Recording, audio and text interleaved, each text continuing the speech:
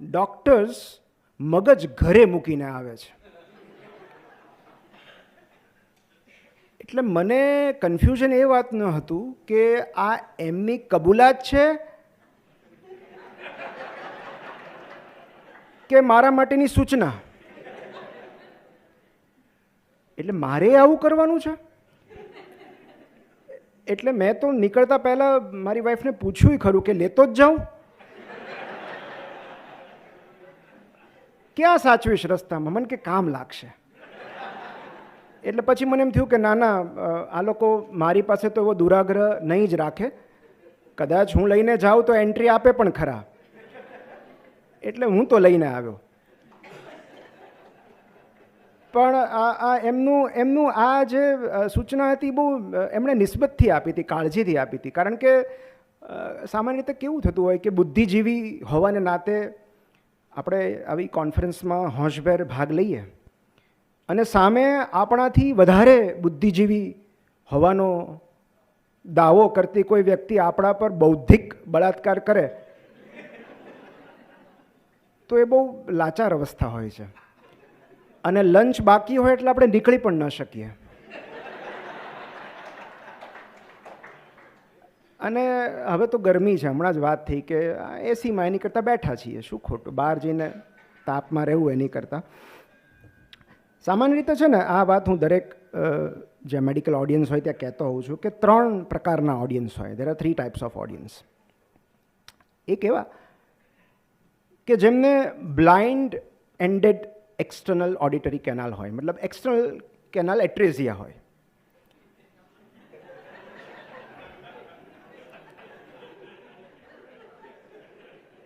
એટલે તમે ગમે તેટલી રમૂજ કરો, ગમે તેટલો સારી વાત કરો, અંદર કશું જાય જ નહીં. બીજા પ્રકારનું ઓડિયન્સ એવું હોય જેમને ઇયર ટુ ઇયર ફિસ્ચ્યુલા હોય.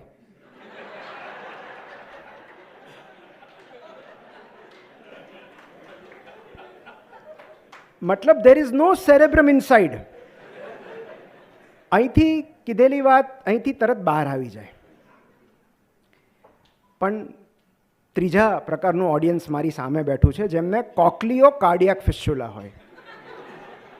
એટલે અહીંથી સાંભળેલી વાત સીધા હૃદય સુધી પહોંચે. આવું હું બીજે બધે કહેતો હોઉં છું. તમે ટાઈપ 2 ઓડિયન્સ હો તોય મને વાંધો નથી. હું એક રમૂજી પ્રસંગથી જ શરૂઆત કરું છું કે થોડા સમય પહેલાં પ્રજ્ઞેશભાઈ એવું થયું કે અમારા ઘરે એક ઇમરજન્સી સર્જાઈ. હવે ડૉક્ટરના ઘરે ઇમરજન્સી થતી હોય કેવી થાય કે રાત્રે એક વોશરૂમમાંથી પાણીનું લીકેજ શરૂ થઈ ગયું અને એકદમ પાણી વહી જાય. મેં ટ્રાય કરી થોડીક, તો મેં ટ્રાય કરી પછી થોડું ફ્લો વધી ગયો. એટલે કારણ કે આપણને લિવિંગ બોડીમાંથી લીકેજ રિપેર કરવાની ટેવ હોય તો ન થયું. એટલે હવે અડધી રાતે પ્લમ્બર ક્યાં શોધો?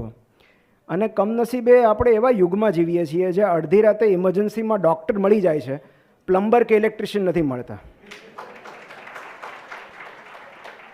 એટલે 1-2 જણને ફોન કર્યા. એટલે આપણી પાસે ફોન લિસ્ટમાં ડૉક્ટર્સ કેટલા પ્લમ્બર વધારે હોવા જોઈએ, કારણ કે એ જલ્દી અવેલેબલ નથી હોતા. એટલે 1-2 જણને ફોન કર્યા તો કે હું નાઇટ કોલ અટેન્ડ નથી કરતો. પછી ભાઈ બાપા કરીને માંડ એક પ્લમ્બર મળ્યો અને આવીને તરત એણે તો લીકેજ બંધ કરી દીધું તરત. અને પછી મેં તુષારભાઈ પૂછ્યું કે કેટલા આપવાના? મને કે બધું થઈને 5000 આપી દો ને લમસમ. એટલે મેં કીધું 5000 હોતા હશે? મેં કીધું હું યુરોલોજિસ્ટ છું, જીવતા શરીરમાંથી થતા પાણીના લીકેજ બંધ કરું છું અને અડધી રાતે કોઈ આવી રીતે ઇમરજન્સી વિઝિટમાં મને બોલાવે ને તો મને આટલા તો નથી મળતા. એટલે બહુ પ્રામાણિકતાથી એણે કીધું મેં એટલે જ યુરોલોજી છોડી દીધું.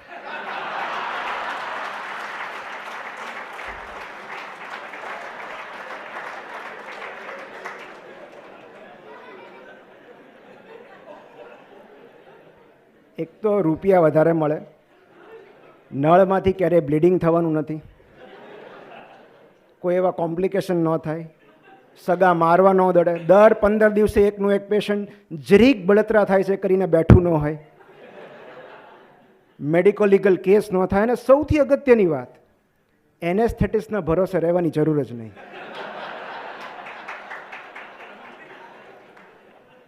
એટલે પછી મારે એને પૂછવું પડ્યું કે આમાં ઓલું આયુષ્માન કાર્ડ નથી ચાલતું.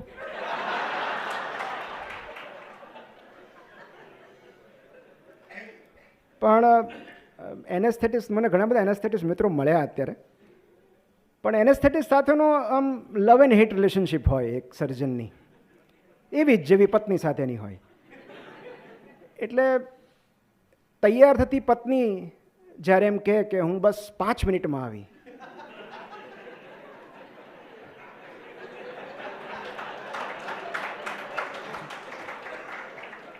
અને કોલમાં આવતા પહેલાં એનેસ્થેટિસ્ટ એમ કે હું 5 જ મિનિટમાં આવ્યો, ત્યારે અનુભવ એવું કહે છે કે બંનેને લાગતો સરેરાશ સમય લગભગ સરખો જ હોય છે. કારણ કે આપણે ફોન કરીએ ને પાર્કિંગમાં જ છું, એટલે આપણે તો પેશન્ટ શિફ્ટ કરાવી દઈએ ઓટીમાં, બધું આપણે તૈયાર હોઈએ, 5 મિનિટ 10 મિનિટ 15 મિનિટ અડધી કલાક સુધી ન આવે. પછી આવે ને આપણે પૂછે ખોટું કાં બોલે ભાઈ, તો કે હતો ને મારા પાર્કિંગમાં હતો. એટલે આ કેવું છે કે એક સર્જનને 2 જ વ્યક્તિ રાહ જોડાવી શકે છે, એક એની પત્ની અને એક એનેસ્થેટિસ્ટ. અને એમાંય જો પત્ની એનેસ્થેટિસ્ટ હોય તો તમે કશું જ બોલી શકવાની અવસ્થામાં નથી હોતા. મને તો ઘણા બધા પૂછતા હોય છે કે આ તમે સોમથી શનિ ઓટીમાં હો, ઓપીડીમાં, દર રવિવારે આમ નીકળી કેમ જાઓ છો સ્પીચ આપવા માટે? એટલે મારો સ્ટાન્ડર્ડ જવાબ છે તુષારભાઈ કે 2009માં મારા લગ્ન થયા, ત્યાર પછી જ્યાં પણ અને જ્યારે પણ બોલવાની તક મળે હું પહોંચી જતો હોઉં છું.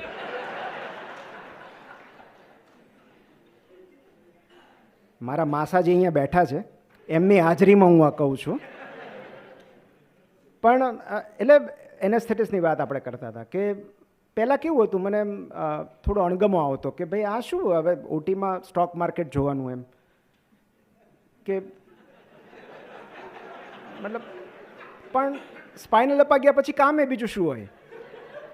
તો પહેલાં મને એવું થતું કે, એટલે મેં પછી અભિગમ બદલી નાખ્યો. આજે આપણી વાત આખી જ છે કે હાલાકીમાંથી હાસ્ય તરફ જવું હોય તો થોડો આપણે અભિગમ બદલવો પડે. કે પહેલાં મને એવું થતું કે આ એનેસ્થેટિસ્ટ છે, આટલા ક્વોલિફાઈડ છે, કામ માટે આવે છે અહીંયા, અને પછી મને એમ થયું કે એમના ફ્રી ટાઈમમાં સ્ટોક માર્કેટ જોવામાં મારે શું કામ કાંઈ વાંધો લેવો જોઈએ.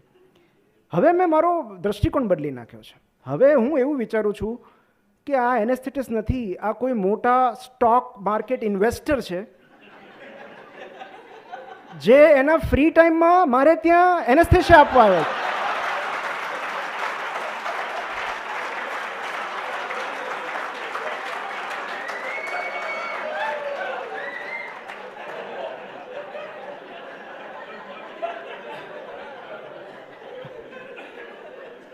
પહેલાં મને થોડી નારાજગી હતી, હવે અહોભાવ થાય છે કે થોડું અમને શીખો. પણ આમાં છે ને 2 બાબત હોય કે એક છે હાલાકી ભર્યું હાસ્ય અને બીજી હોય હાસ્યાસ્પદ હાલાકી. ઘણીવાર છે ને આપણે હેરાન હોઈએ, પરેશાન હોઈએ, પણ ત્યારે પણ થોડું સ્માઇલ કરતા હોય તો એ હાલાકી ભર્યું હાસ્ય છે. અને ક્યારેક એવી પરિસ્થિતિઓ સર્જાતી હોય, એવી હાલાકી સર્જાતી હોય જે હાસ્યાસ્પદ હોય. અને યુરોલોજિસ્ટ પાસે તો એવા પ્રસંગોના ઢગલા હોય. અમારું સૌથી મોટું દુઃખ શું છે ખબર છે કે અમને એક જ ફરિયાદ છે કે કોઈ જીપી જ્યારે નેફ્રોલોજિસ્ટ પાસે પેશન્ટ મોકલે ને તો ત્યાં એવું લખે કે કિડનીના ડૉક્ટરને મળવું, અને અમારી પાસે જ્યારે પેશન્ટ આવે ને ત્યારે ઇનવેરિયેબલી એમાં એવું લખેલું હોય પેશાબના સાહેબને મળવું.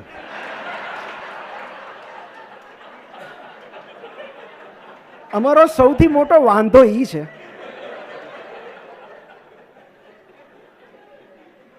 પણ હવે ધીમે ધીમે અમે સ્વીકારી લીધું છે.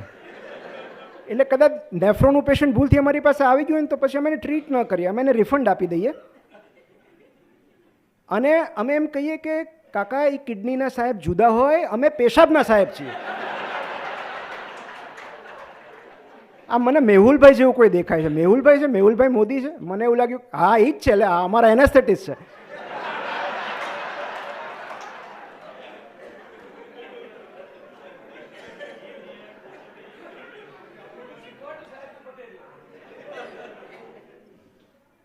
તો અને અમુક પેશન્ટને એવી આદત હોય કે ફરિયાદ છે ને બહુવચનમાં કરે.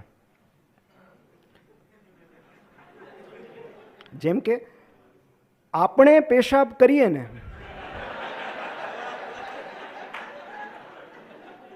ત્યારે બહુ બળતરા થાય.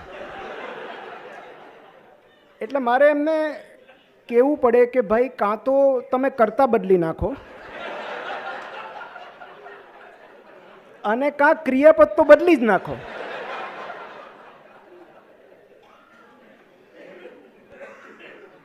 પણ હવે એમના ભોળપણ સામે આપણે શું કરી શકીએ? એમ કે ક્યારેક તો પેશન્ટ અમને પૂછતા હોય, મને સાહેબ તમને સેકન્ડ ઓપિનિયનની જરૂર લાગે છે?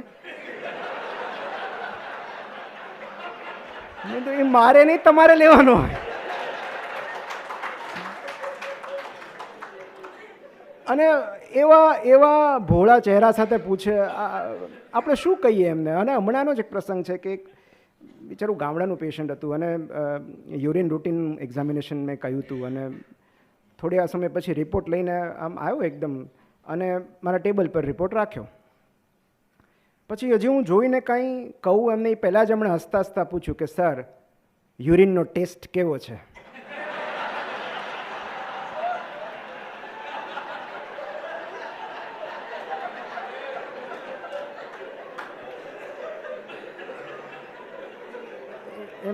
મેં કીધું સારો જ હશે,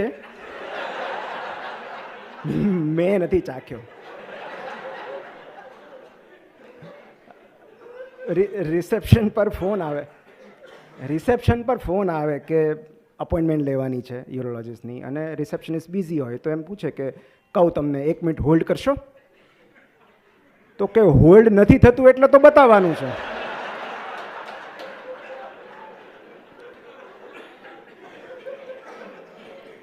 એટલે અમારી પાસે આવા અને હમણાં એક મધર એના બાળકને લઈને આવી. હવે આ કેવું છે કે અમારા ફેમિલીમાં આ પ્રોબ્લેમ થાય કે લોકો એમના બાળકોને એવી બીક બતાવતા કે અમારી પાસે જ નથી આવતા, ઇન્જેક્શન આપશે. કોઈકને ડર તો રાખવો જોઈએ ને, તો ડૉક્ટરનો ડર બતાવે. એટલે એ આવતું જ એટલું બધું રડતું હતું આવ્યાની સાથે જ. પછી એને ખ્યાલ આવી ગયો કે આ કંઈ સાહેબ ઇન્જેક્શન નહીં આપે. પછી સાજું થઈ ગયું એકદમ વ્યવસ્થિત. પછી જ્યારે બીજી વાર બાળક આવ્યું ત્યારે હસતા હસતા આવ્યું. એટલે પછી મેં એના મમ્મીને કીધું કે હવે ડૉક્ટરને બીક ન બતાવતા એને. પણ મને કે સાહેબ કોકની તો બીક હોવી જોઈએ ને. મેં તો પોલીસની બતાવજો. તો મને કે સર પોલીસની તો બતાવવા એવી જ નથી. મેં કીધું કેમ? એ કે એના પપ્પા પોલીસમાં છે. મેં કીધું તો પછી ડૉક્ટરની રાખો, બીજું શું.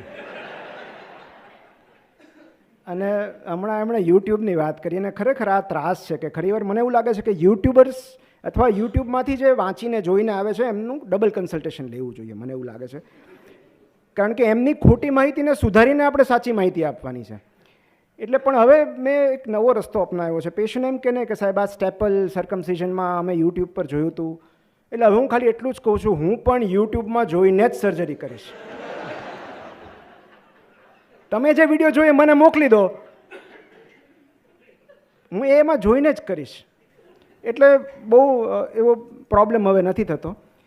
હમણાં એક મેં તુષારભાઈ અમે વોશરૂમમાં અહીંયા હતા ત્યારે મને જૂનો પ્રસંગ યાદ આવી ગયો કે હજી તો અંદર એટલે કેટલાક લોકોને એવું લાગે છે કે વાત કરવા માટે કોઈ પણ સ્થળ યોગ્ય જ કહેવાય. અમે સર્જરી રેસિડેન્સીમાં હતા ને ત્યારે અમારે 62-63 નંબરનો રૂમ હતો ઓપીડી. અને ત્યાં કેવું 3 કલાક તમે 200-250 પેશન્ટ જોયા હોય બધાએ સાથે મળીને. પછી આમ કેપેસિટી આવી ગયું ને કે પહેલાં ઓપીડી પતે એટલે પહેલાં તમારે ત્યાં વોશરૂમમાં. તો ત્યાં એક સામે જ વોશરૂમ હતું. હવે એવું વોશરૂમ હતું કે જ્યાં પેશન્ટ પણ હોય. તો ઘણીવાર એવું થાય કે હજી ત્યાં ઊભા હોઈએ અને પાછળથી કોઈક પૂછે સાહેબ રિપોર્ટ જોઈ લેવા છે. હવે ત્યારે તો આપણે ફરી શકીએ એવી અવસ્થામાં ન હોઈએ.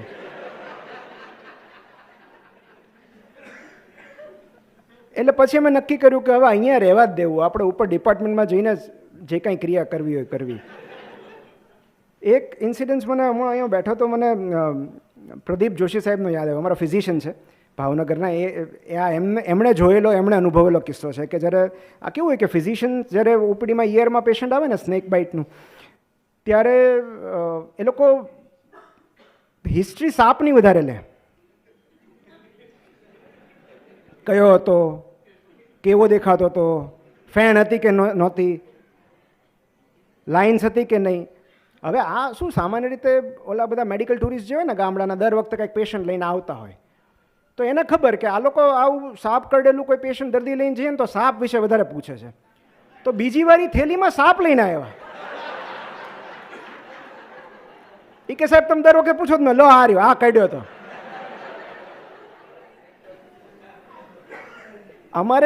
અમે ઘણીવાર અમારા રિવાજ એવો હોય કે જ્યારે કોઈ યુરિન સેમ્પલ આપવાનું હોય ત્યારે અમે બહારથી સિસ્ટર એક યુરિન કન્ટેનર આપે અને પેશન્ટને કહે કે સામે વોશરૂમ છે, ત્યાં જઈને આમાં યુરિન કલેક્ટ કરવાનું છે.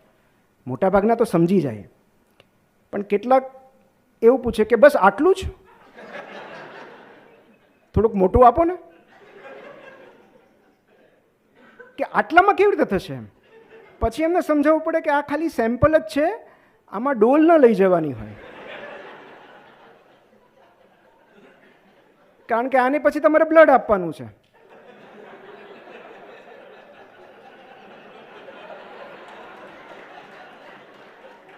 અને કેટલાક તો બ્લડમાં એ પૂછે છે કે આટલા બ્લડમાં આટલા બધા રિપોર્ટ કઈ રીતે થશે, થોડુંક વધારે લઈ લો ને.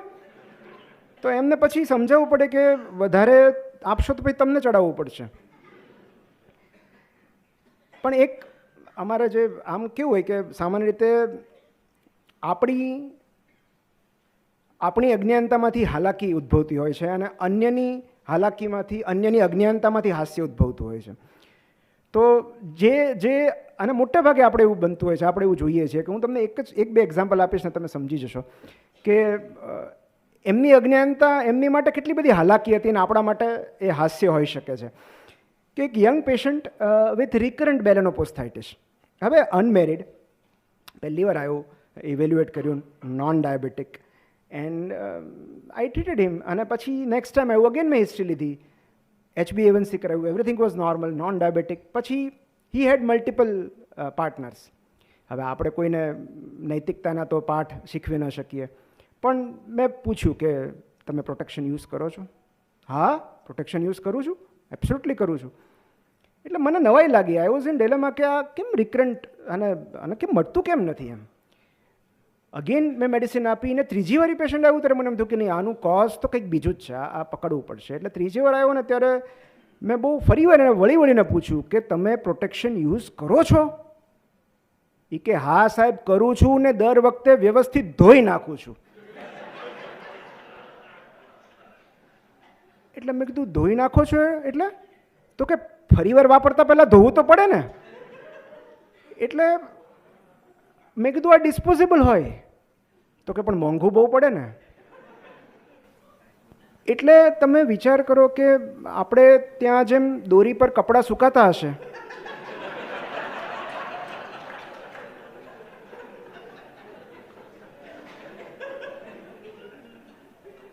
અમારે ઇન્ટર્નશીપમાં એવું થયેલું કે એક નવપરિણિત યુગલ આવેલું અને ફેમિલી પ્લાનિંગ માટે, મતલબ કોન્ટ્રાસેપ્શન માટે શું કરવું, તો નક્કી કર્યું કે ભાઈ ઓસી પિલ્સ લેશું. એટલે બધું એમને સમજાયું કપલને કે આ રીતે લેવાની. આખું 1, 2, 3 એમાં દિવસો લખેલા હોય હવે તો, કે 28 દિવસ છે, આ રીતે મિસ નહીં કરવાની, મિસ થાય તો શું કરવાનું, બધું સમજાયું. 14 દિવસ પછી એ કપલ પાછું આવ્યું અને બેન એકદમ કે સાહેબ આ તો પૂરી થઈ ગઈ. મેં કીધું 14 દિવસમાં કેવી રીતે પૂરી થઈ જાય? એમાં તો 28 હતા ને. મેં તો તમે રોજની 2 લેતા હતા? તો કે ના 1 જ લઉં છું. તો મેં તો બીજી? કે બીજી મારા પતિ લેતા હતા.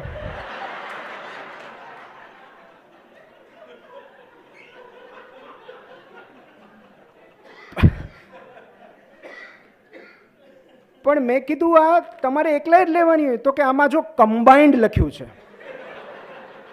કમ્બાઇન્ડ ઓસી પિલ્સ, એટલે 2 જણે લેવાની હોય. એ પછી એને સમજાવવું પડે કે કમ્બાઇન્ડ એટલે ઇસ્ટ્રોજન પ્રોસ્ટેરોન હોય, બંને સાથે ન લેવાનું હોય. એટલે એવો પ્રેમ એમ કે તું લે તો એક હું લઈશ. પણ આ કેવું છે, મેં બહુ પ્રયત્ન કર્યા કે હું મારી અંદર રહેલી કવિતાને જીવતી રાખું.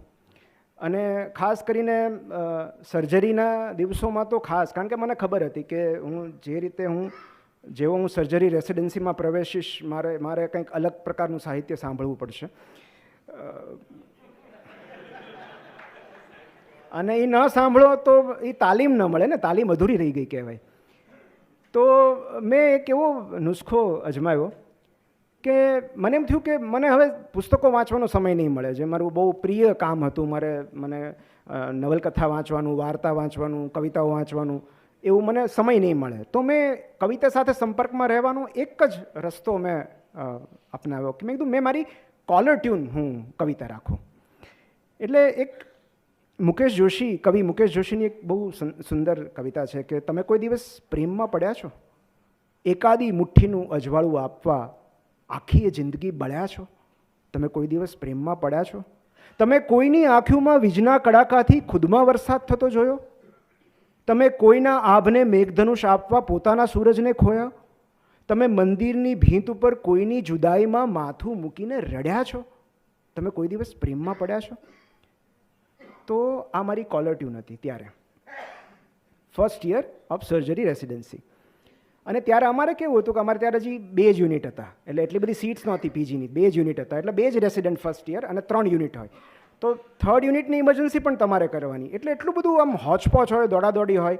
અને ત્યારે તો કેવું કે હવે તો પેરીફરી એટલી બધી ડેવલપ થઈ ગઈ છે, એટલે એટલી બધી માસ કેઝ્યુલિટીઝ ઓછી આવે છે. ત્યારે તો એક છકડો ઊંધો પડી જાય એટલે તમારી સવાર પડી ગઈ એમ. તો સ્ટેબ આવે કે હેડ ઇન્જરીઝ આવે, અને આપણે ઈયરમાં સ્ટીચ લેતા હોઈએ કે બ્લડ રિઝર્વ કરાવતા હોઈએ. અને સૌથી વધારે ટેન્શન આપણા સિનિયરનો હોય કે કારણ કે એને પેશન્ટ જલ્દી ઓટીમાં લેવું હોય કે જલ્દી આ લે તો પછી હું એને સ્ટાર્ટ કરું, એપીને ઇન્ફોર્મ કરવાનું હોય. હવે આટલા બધા ટેન્શનની વચ્ચે જ્યારે મારા સિનિયર્સ મને ફોન કરતા અને ત્યારે એ શું સાંભળતા? તમે કોઈ દિવસ પ્રેમમાં પડ્યા છો?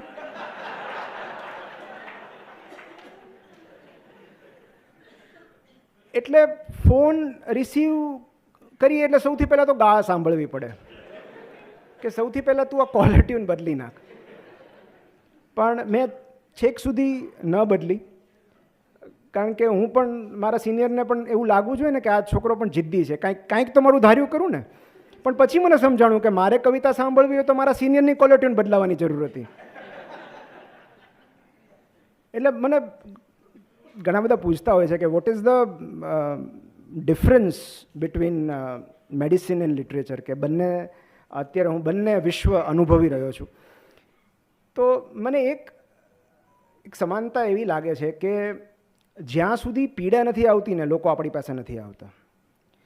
એ એમની લાચારી છે અને આપણી જવાબદારી છે.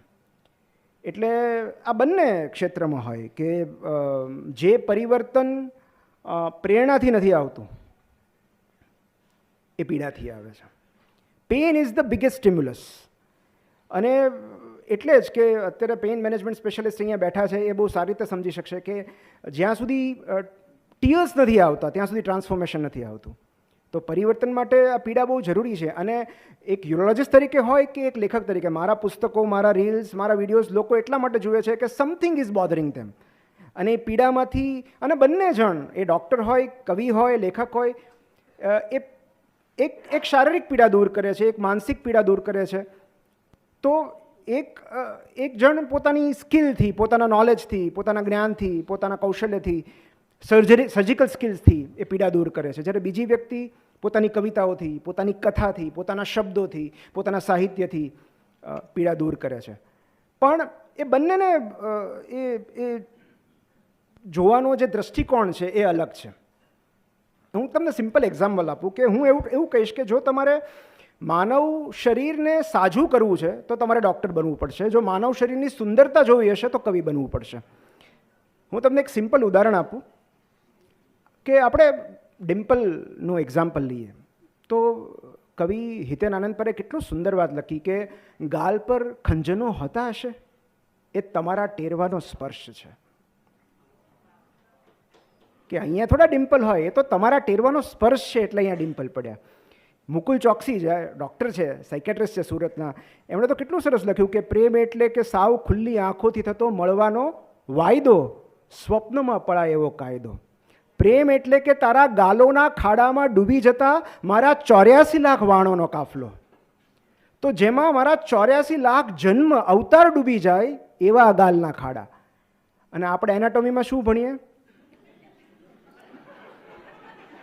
Dimple is a defect between two heads of zygomaticus major. એટલે કવિ માટે જે સુંદરતા છે એ આપણા માટે એનોમલી છે. અને સદભાગ્યે એ લોકો ખાલી ગાલના ખંજનો વિશે વર્ણન કરીને છટકી જાય છે. આપણને એ ડિમ્પલ પછી પોસ્ટ એનલ ડિમ્પલ, સેક્રલ ડિમ્પલ એ દેખાય.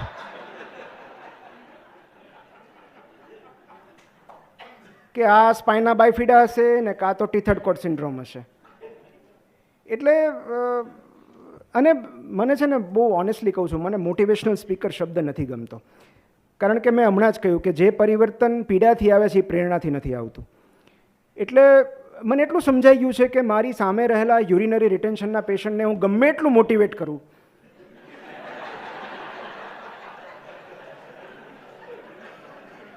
come on 50 ml, come on, you can do it, at least few drops. પણ એવું નથી થતું. મને ખબર છે કે મારે એને કેથેટરાઇઝ કરવું પડશે. તો મને એવું આ એક લેખકના કર્મમાં પણ એવું સમજાણું છે કે મોટિવેશનથી કોઈનામાં બદલાવ નથી આવતો. જ્યાં સુધી વ્યક્તિ પીડા અનુભવતી નથી, એમાંથી પસાર નથી થતી, ત્યારે એ બદલાય છે. તો એટલે અને આમાં કેવું હોય કે આપણે, હું એ વાત પછી કરું, હું પહેલાં મને એક વધારે હળવી વાત યાદ આવે છે કે આપણે ઘણા બધા એબ્રિવિએશન્સ યુઝ કરતા હોઈએ મેડિકલ પ્રેક્ટિસમાં. અને આની શરૂઆત ક્યારથી થઈ? તો અમારી એક સાયકેટ્રીમાં ટર્મ હતી અને અમારા પંચાલ સાહેબ, તમે ઓળખતા હો તો, ભાવનગરના પંચાલ સર એટલે વેરી વેરી રિસ્પેક્ટેડ નેમ અને બહુ સિનિયર, બહુ નોલેજેબલ, એટલા બધા નરમ વ્યક્તિ કે એ હસે પણ એવી રીતે કે જાણે હાસ્યને વાગી ન જાય એમ. તો મેં સરને ક્યારેય એમનો અવાજ, એટલો સૌમ્ય વ્યક્તિત્વ, એમનો અવાજ મેં ક્યારેય ઊંચો થતા નથી સાંભળ્યો. હવે હું સાહેબની બાજુમાં ઊભો હતો ત્યારે તો કેવો ઇન્ટર્નશીપમાં આપણને એમ હોય કે આપણે કંઈક નવું જાણી લઈએ એમ. તો એમણે એકવાર લખ્યું PHNC અને પછી બધું લખ્યું, આ બાજુ મેડિસિન લખી અને PHNC ઉપર આમ રાઉન્ડ કર્યું. એટલે હવે આટલા મોટા સાહેબને પૂછાય કેમ કે આપણું અજ્ઞાન પ્રદર્શિત થાય ને. એટલે મેં કીધું આ મારે જોવું પડશે. ત્યારે તો ગૂગલ હતું નહીં, એટલે મેં સાયકેટ્રીની બુકમાં બધે જોઈ લીધું કે આ PHNC છે શું એમ, પણ ક્યાંય જવાબ ન મળ્યો. મેં કીધું PTSD તો બરાબર છે, પોસ્ટ ટ્રોમેટિક સ્ટ્રેસ, પણ આ PHNC શું છે? એટલે મેં 2-3 સિનિયર્સને પૂછ્યું તો એમને ખબર નહોતી. લાઇબ્રેરીમાં ગયો, લાઇબ્રેરીમાં સાયકેટ્રીના પુસ્તકો જોયા, ક્યાંય આ ટર્મ નહીં. એટલે મને નવાઈ લાગી. મેં કીધું આવું તો શું મિસ કરી રહ્યો છું. મેં કીધું હવે સરને પૂછી લઈએ. નેક્સ્ટ ટાઈમ જ્યારે પેશન્ટ આવ્યું, સાહેબે પાછું લખ્યું PHNC. એટલે મેં પૂછી લીધું, સર આ કયો ડિઝીઝ છે, કયો ડિસઓર્ડર છે? મને કે ડિઝીઝ નથી, PHNC એટલે patient has not come, relative આવ્યા છે.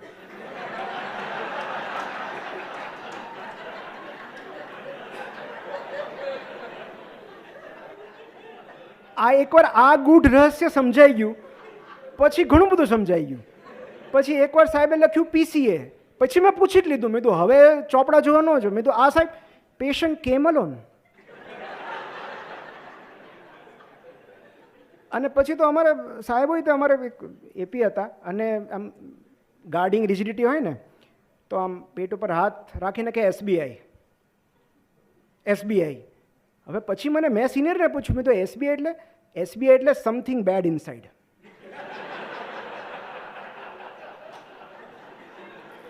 એટલે કે આ સિમ્પલ પરફોરેટેડ એપેન્ડિક્સ કે ઇન્ટેસ્ટિનલ પરફોરેશન નથી, કાં મેલિગ્નન્સી હશે, કાં મિઝેન્ટ્રિક ઇન્ફાક્ટ હશે, મતલબ કંઈક મોટું આવશે આમાં.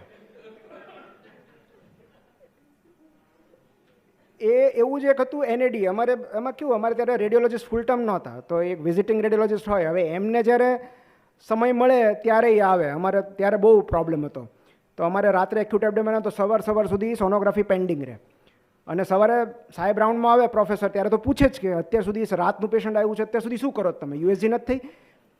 તો એકવાર રાઉન્ડમાં એક્યુટ એબ્ડોમેનવાળું પેશન્ટ અને પ્રોફેસરે પૂછ્યું યુએસજી, એટલે સિનિયરે બહુ કોન્ફિડન્સથી કીધું એનએડી. એટલે મને નવાઈ લાગી, બધું થઈ જ નથી તો ક્યાંથી એનએડી હોય? તુષારભાઈ, એનએડી એટલે નો એબનોર્માલિટી ડિટેક્ટેડ. એવું સામાન્ય રીતે તમે એનએડી લખતા હોય, નો એબનોર્માલિટી ડિટેક્ટેડ. મેં કીધું થઈ જ નથી તો ક્યાંથી ડિટેક્શનની વાત આવે? પછી મેં સિનિયરને પૂછ્યું, મેં કીધું એનએડી એટલે? મને કે સરને ખબર છે. મેં કીધું કહો તો ખરા. તો કે એનએડી એટલે નોટ એકચ્યુઅલી ડન.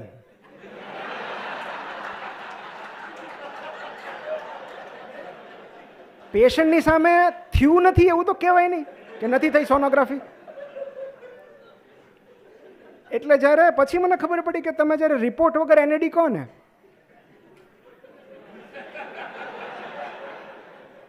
પછી તો અમે ડ્રેસિંગમાં એવું શીખી ગયા હતા કે બેગ ચાલીને ડ્રેસિંગ થઈ ગયા એનએડી.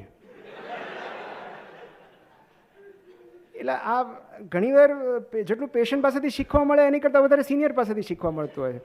એકવાર અમારા એક સાહેબ હતા, એ આમ રાઉન્ડ લે એટલે લિટરલી આપણને એમ થાય કે એ આમ મોર્નિંગ વોકમાં નીકળ્યા છે, એમ ડિસ્ચાર્જ કરી દો આમ. એટલે આમ એકદમ ક્વિક ડિસિઝન એમ. તો એમાં એક ક્રોનિક પેશન્ટ હતું, ક્રોનિક ફિમેલ પેશન્ટ, જે 15-20 દિવસથી વોર્ડમાં હતું. અને રોજ સાહેબ એમ કે આને હજી રાખો, આને રાખો, આને રાખો હજી. એક દિવસ અચાનક સાહેબ એને જોયે ને શું થયું, આ ડિસ્ચાર્જ. મેં કીધું સર તમે તો હમણાં સુધી તો કહેતા હતા કે રાખવું છે. પછી સાહેબે એનું રહસ્ય મને કીધું. મને કે તમે જોયું આજે એણે લિપસ્ટિક કરી છે.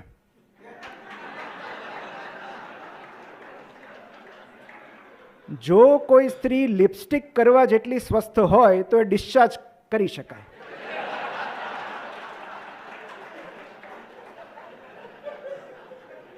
પછી અમે એને લિપસ્ટિક સાઇન કહેતા કે લિપસ્ટિક સાઇન પોઝિટિવ, મતલબ જે દિવસે સ્ત્રી અરીસામાં જુએ હવે નોર્મલ છે. કેટલાક પતિ અલગ રીતે એના માપદંડ કાઢતા હોય છે કે આજે સવારે થોડુંક ઝઘડી એટલે સારું છે. મતલબ જ્યાં સુધી ઝઘડો નથી થતો ત્યાં સુધી હજી બીમાર છે. એટલે આપણી પાસે ટર્મિનોલોજીનો ભંડાર છે. ખબર ન પડતી હોય તો ઇડિયોપેથિક લખી નાખો, ડાઉટફુલ હોય તો ઇક્વિવોકલ લખી નાખો, અને આપણા રસનું ન હોય તો અનરિમાર્કેબલ. અને જે પેન કન્ટિન્યુઅસ રહે, રિફ્રેક્ટરી હોય, એના માટે કહી દો ફંક્શનલ પેન અને મોકલી દો. સો અને આઈ થિંક પીએસવાય તો આપણે બધાએ બહુ અવારનવાર લખેલી ટર્મ છે. પણ આવા જ એક પીએસવાય પેશન્ટનું મારે તમને એક પ્રસંગ કહેવો છે કે એક પેશન્ટ એક્યુટ એબ્ડોમિનલ પેઇન સાથે આવ્યું, સિવિયર દુખાવો, and everything was normal. Sonography, CT, everything was normal. Voluntary guard કરે પણ રેસ્ટ વોઝ નોર્મલ. એટલે આપણે પૂછીએ કે શું ખાધું તું? એટલે કે સાહેબ હું બિલાડી ગળી ગયો. હું બિલાડી ગળી ગયો. એટલે એના રિલેટિવ્સને પણ એમ થાય કે સાહેબ આનું થોડું ચસકી ગયું છે, આપણે એને સમજાવીએ કે એમ બિલાડી ન ગળાય. તો કે ના પણ હું ગળી ગયો એટલે જ મને પેટમાં દુખે છે. પછી સગા એને ઘરે લઈ ગયા, ખૂબ સમજાયો તો એનું એબ્ડોમિનલ પેઇન મટે નહીં. એટલે પછી એને સાયકેટ્રિસ્ટ પાસે લઈ ગયા. સાયકેટ્રિસ્ટે કાઉન્સેલિંગ કર્યું, મેડિસિન આપી, ઓસીડીની, એસએસઆરઆઈએસ, બહુ બધું, પણ એનું પેઇન રિલીવ ન થયું. અને પછી એના રિલેટિવ્સ, હવે આમાં કેવું હોય કે સામાન્ય રીતે બધા પ્રશ્નોનો ઉકેલ સર્જન પાસે હોય એવું એ માનતા હોય. એટલે સર્જને કીધું કે I will do the job, એનું પેન હું મટાડી દઈશ. એ કે આપણે લેપ્રોટોમી કરી નાખીએ. તો કે એમ નહીં, આપણે એવું કરીએ કે પેશન્ટને કહેવાનું કે જો તું બિલાડી ગળી ગયો છે, તારી વાત માની લીધી, સાચી, ચલો આપણે એને ઓટીમાં લઈ જઈએ, સેડેશન આપીએ, આપણે બિલાડી કાઢી નાખી છે એમ કરીને પેશન્ટને બહાર લઈ લઈએ. તો સાયકોલોજીકલ જે એની છે એની ટ્રીટમેન્ટ આપણે પણ સાયકોલોજીકલી જ કરીએ ને એમ. અને રિલેટિવને આ વાત સાચી લાગી કે આ બરાબર છે, લોજિક તો સાચું છે. અને ઓટીમાં લઈ ગયા, થોડું સેડેશન આપ્યું, પછી બહાર લાવ્યા. અને જ્યારે પેશન્ટ કોન્શિયસ થયું ત્યારે સર્જને કીધું કે તારી વાત સાચી હતી. તું બિલાડી ગળી ગયો તો પણ અમે ઓપરેશન કરીને બિલાડી કાઢી નાખી છે, આ રે બિલાડી, એમ કરીને બિલાડી બતાવી. તો કે આ તો કાળી છે.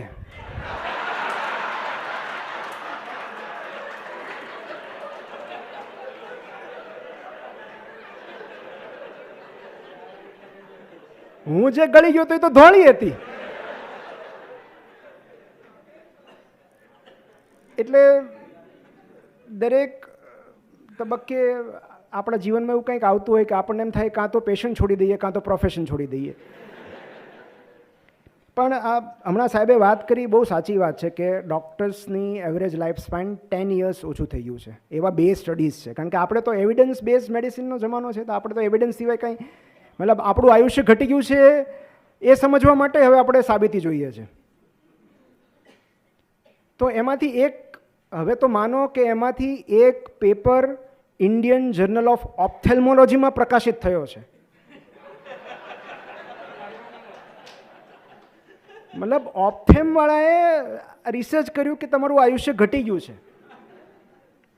એટલે પણ એનું મુખ્ય કારણ, આમ તો ઘણા બધા છે, પણ મુખ્ય કારણ સ્ટ્રેસ છે. અને સ્ટ્રેસ એટલા માટે બિકોઝ આપણે એવા પ્રોફેશન સાથે જોડાયેલા છીએ કે જ્યાં રિઝલ્ટ આપવું જરૂરી છે. ઇફ યુ આસ્ક મી કે what is the difference between profession and passion, તો હું કહીશ કે આપણું પ્રોફેશન છે એ રિઝલ્ટ બેઝડ હોય છે, મતલબ એ રિઝલ્ટ ઉપર જ ચાલે છે. અને જ્યારે રિઝલ્ટ આપવાનું કમ્પલસરી બની જાય, every time you to deliver, ત્યારે સ્ટ્રેસ જનરેટ થાય છે.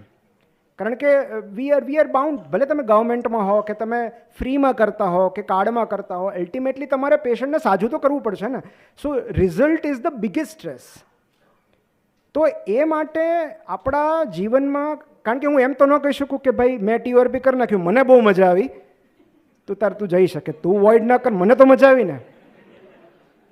સો it is not personal pleasure, it is that આપણે કોઈકની સાથે જોડાયેલા છીએ જેને આપણે સંતોષ આપવો જોઈએ, સ્વાસ્થ્ય આપવું પડે છે, અને એ આપણા ઉપર ઘણું બધું સ્ટ્રેસ ક્રિએટ કરે છે.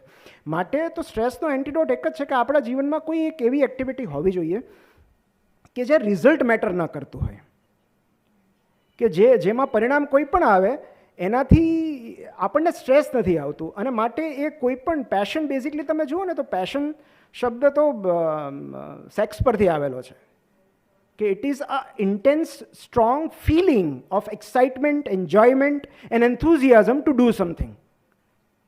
એમાં રિઝલ્ટ મહત્વનું નથી. હા, ક્યારેક આવી જતું એ અલગ વસ્તુ છે,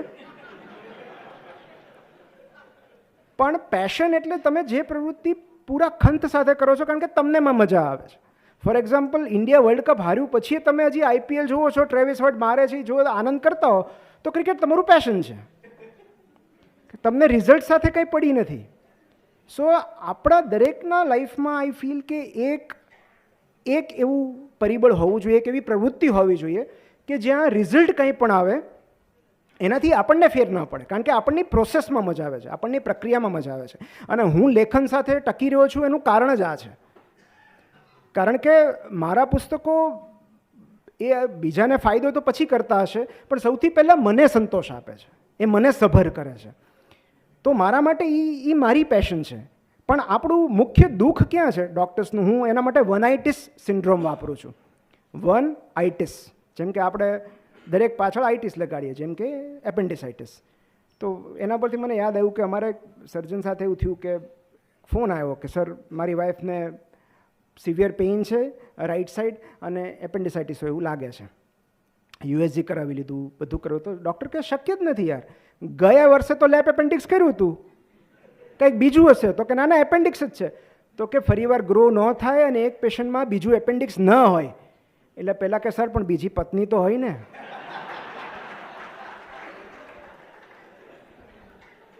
અને ક્યારેક અક્યુટ એપેન્ડિક્સ કહીએ તો યંગ ફિમેલ તો શરમાઈ જાય છે, પછી એને કહેવું પડે કે આ અક્યુટ એપેન્ડિક્સ નથી.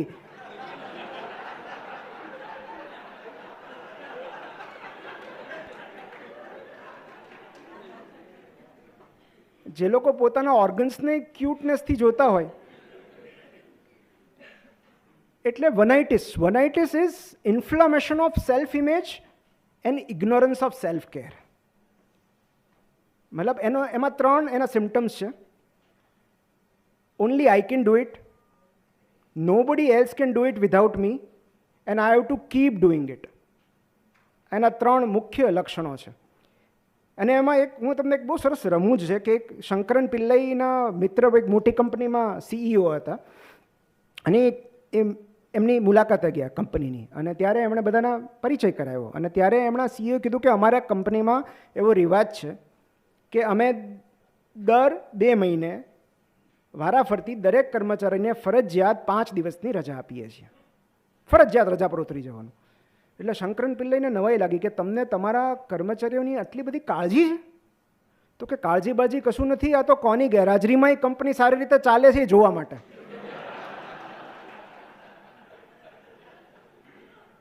એટલે ક્યારેક આપણી ગેરહાજરીમાં આપણી હોસ્પિટલ વધારે સારી ચાલતી હોય છે, અને આપણે તો સૌથી વધારે કોણ સ્ટાફ રાજી થાય. મને તો સ્ટાફ સામેથી પૂછે તમારે વેકેશન નથી લેવાનું? તો અને આપણને એક બહુ સરસ પુસ્તક છે, હું નામ ભૂલી ગયો, પણ એમાં એક આ પ્રસંગ વર્ણવ્યો છે જે આપણે આમ છે રમૂજ, પણ આ બહુ સમજવા જેવી વાત છે કે ટ્રાફિક સિગ્નલ પર એક માણસ સવારે 8 વાગે આવી જાય પીળા કપડાં પહેરીને, અને એક મોટો ઝંડો હોય, એ ઝંડો જોર જોરથી હલાવે. બપોરે થોડી વાર પાણી પીવે, થોડી વાર લંચ બ્રેક લે, પછી પાછો લાગી જાય રાત સુધી. એટલે 2-3 દિવસ તો બધા ઓબ્ઝર્વ કર્યું. ચોથા દિવસે ટ્રાફિક પોલીસ જે ત્યાં જઈને પૂછ્યું કે ભાઈ તું કરે છે શું? તો કે હું સિંહને આઘા રાખું છું. તો કે પણ અહીંયા સિંહ છે ક્યાં? તો કે ક્યાંથી આવે? આ સવારથી સાંજ સુધી અમથા તૂટીએ છે.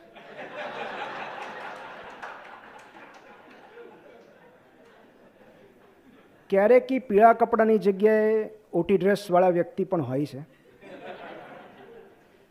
એટલે ક્યારેક આપણને એવું લાગે છે કે આપણા કારણે જ સિંહ નથી આવતા. એટલે આપણે પ્રોબ્લેમ શું છે કે આપણી ગર્લફ્રેન્ડ બીજાની પાસે જાય એનો વાંધો નથી, આપણા પેશન્ટ બીજાની પાસે ન જવા જોઈએ.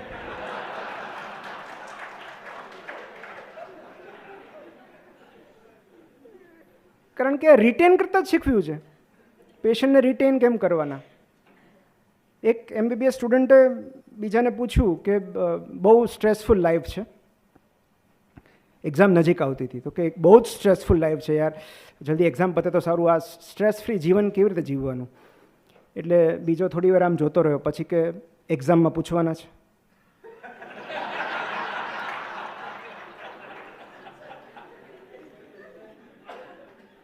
તો નહીં પૂછે, શું કામ ચિંતા કરે છે? એટલે આમ કેવું છે કે હાલાકીમાંથી હાસ્ય તરફ જવા માટે આપણે કાં તો સમય પસાર થવા દેવો પડે, કારણ કે એને નોવા ઇફેક્ટ કહેવાય કે આજે જે ગુડ લક છે એ આવતીકાલે થોડા દિવસો પછી તમને બેડ લક લાગશે, અને એના થોડાક વર્ષો પછી તમને ગોલ્ડન લક લાગશે. એ એક જ ઘટના છે, અલગ અલગ પરિપ્રેક્ષ્યમાં જોઈએ, અલગ અલગ ટાઈમલાઇનમાં જોઈએ તો આજે જે ગુડ લક લાગે છે એ થોડા સમય પછી તમને એમ લાગશે કે આવું નહોતું થવું જોઈતું હતું, વર્ષો પછી તમને એમ લાગશે કે સારું થયું. અને એનું સૌથી મોટું ઉદાહરણ એટલે કોલેજનો પ્રેમ.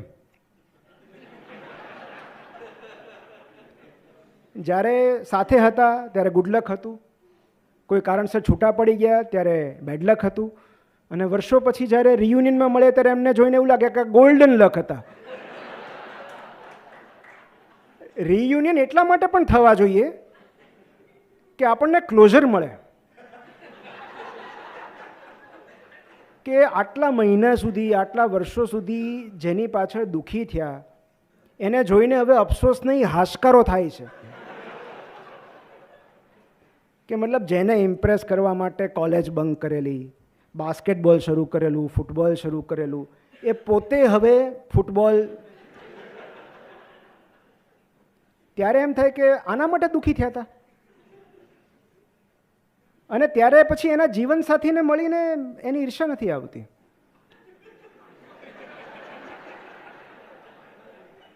બે જ લાગણી થાય છે, કાં તો એની દયા આવે છે, અને કાં તો તુષારભાઈ એવું થાય છે કે આ ઈ જ લાગનો છે.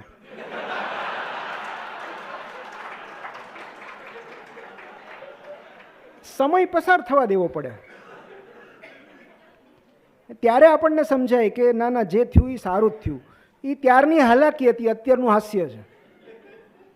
તો એક તો કાં તો સમય પસાર થવા દેવો પડે છે, ને બીજું કાં તો આપણે નરેટિવ ચેન્જ કરવો પડે છે, એનું કથાનક બદલી નાખવું પડે છે, એનો દૃષ્ટિકોણ બદલી નાખવો પડે છે. ઓલમોસ્ટ હવે મને ખબર છે કે તમારા ટેસ્ટ બર્ડ્સ બધાના સજાગ થઈ ગયા છે. એક નાની એવી વાત કરી દઉં છું કે કઈ રીતે આપણે નરેટિવ બદલી શકીએ. અને આપણને ખબર નથી કે એક ઝેનમાં બહુ આ પ્રખ્યાત વાર્તા છે કે ઝેન એક બહુ મોટા ઝેન ગુરુ હતા અને ત્યારે એક બહુ ફેમસ મોનેસ્ટ્રી હતી અને એ આશ્રમમાં એક બિલાડી એ લોકોએ પાળી હતી અને એ બિલાડી કોઈ પણ સમયે આવજા કરે, એટલે મેડિટેશન ચાલુ હોય ત્યારે પણ એ બિલાડીની અવર જવર ચાલુ હોય. એટલે ત્યારના જે ગુરુ હતા, ઝેન ગુરુ, એ બહુ ગુસ્સે થયા હતા અને એમ કીધું કે આ બિલાડી વચ્ચે ના આવવી જોઈએ, કારણ કે બધાને ધ્યાન ભંગ થતું હતું. એટલે એમણે બિલાડીને કે આપણે ઝાકરો નથી આપવો, આપણે એને એક જગ્યાએ બાંધી દઈએ. એટલે બિલાડીને બાંધી દીધી. પછી દર વખતે મેડિટેશન કરતાં પહેલાં ગુરુ અને શિષ્યો એ બિલાડીને બાંધી દેતા. થોડા સમય પછી એ ગુરુ બીમાર પડ્યા અને પછી એમનું અવસાન થયું. અવસાન થયા પછી એ બિલાડી બાંધવાની પ્રથા તો ચાલુ જ રહી કેટલાય મહિનાઓ સુધી. પછી બિલાડી મરી ગઈ. તો એ પછીના શિષ્યોને એવું લાગ્યું કે આ જરૂરિયાત હતી, પૂર્વશરત હતી મેડિટેશન માટેની, માટે એ લોકો હવે બાંધવા માટે બિલાડી શોધવા લાગ્યા. એ લોકો ગામમાં બિલાડી શોધવા નીકળ્યા અને બહારથી બિલાડી લાવીને બાંધી દીધી.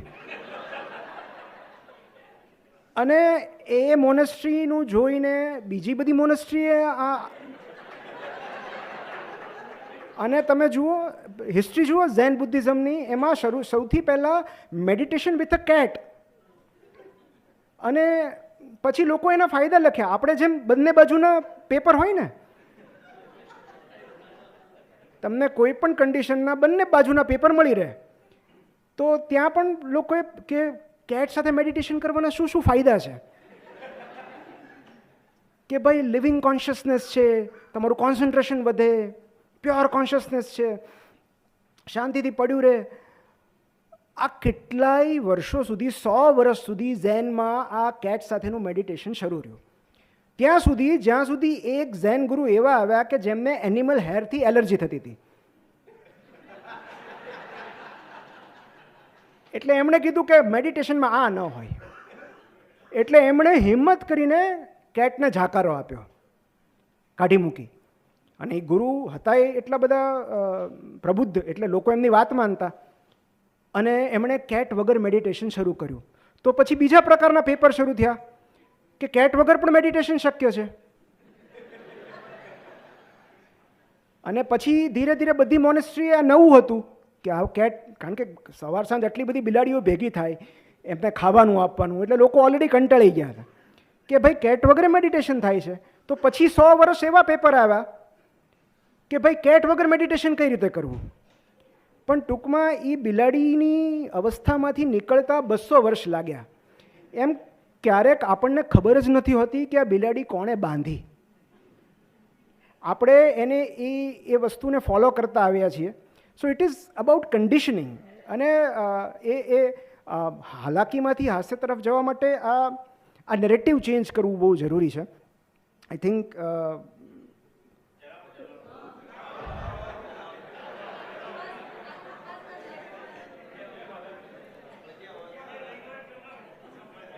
એક બે વાત કરી નાખું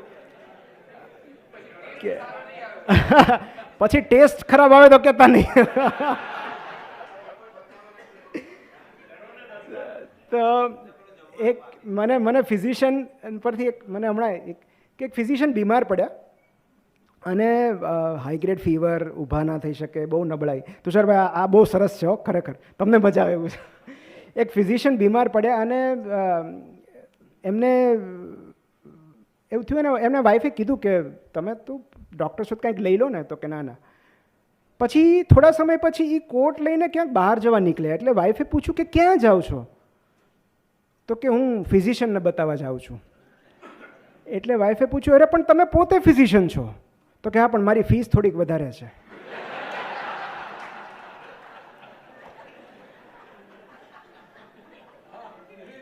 એટલે આપણે જો આપણી જ સારવાર ન કરી શકીએ, આપણું જ્ઞાન, આપણી સમજણ જો આપણા જ કામમાં ન આવે તો શું કામનું. એટલે પેલું છે ને કે મ્યુઝિક કમ્પોઝર હોય ને, એમને મ્યુઝિકનું નોલેજ બહુ હોય, એ ખૂબ જાણતા હોય, જાણકાર હોય, પણ એ સારા ગાયક હોય એવું જરૂરી નથી.